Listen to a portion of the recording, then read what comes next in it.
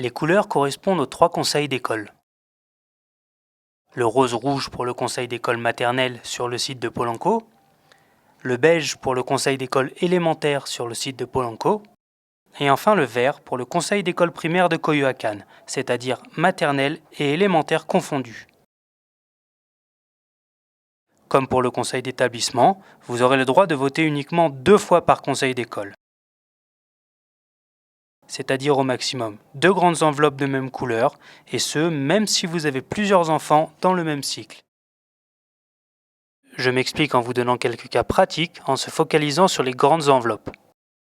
Si vous avez un enfant scolarisé en maternelle et 2 enfants en élémentaire sur le site de Pôle Emploi, vous aurez le droit de voter pour le conseil d'école de maternelle, donc 2 grandes enveloppes de couleur rose-rouge, et pour le conseil d'école d'élémentaire, soit 2 grandes enveloppes de couleur beige.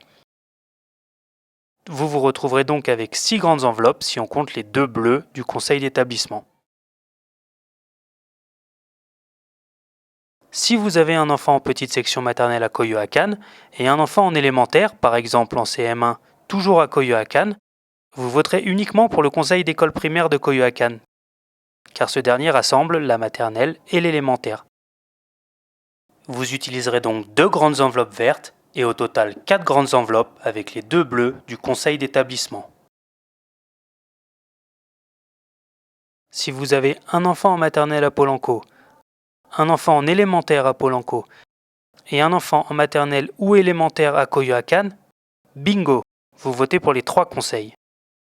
Vous utiliserez donc 8 grandes enveloppes, 2 roses rouges, 2 beiges et 2 vertes, sans oublier les 2 bleus du conseil d'établissement.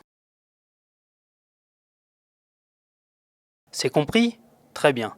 Maintenant, cliquez sur ce lien pour voir la vidéo d'explication pratique de la mise du bulletin dans l'enveloppe. Si vous avez encore des doutes, du personnel sera présent à côté des urnes pour vous éclairer les jours de vote par correspondance ainsi que le jour du scrutin.